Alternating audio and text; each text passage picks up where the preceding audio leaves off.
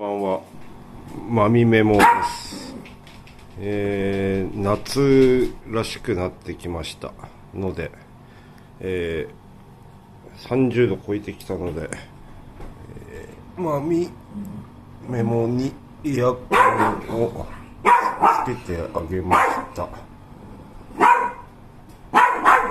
私一人の時は別にですけど、日中まみメモの時はエアコンを、つけたいと思いますので、気温のチェックをきちんとしたいと思います。まみメモです。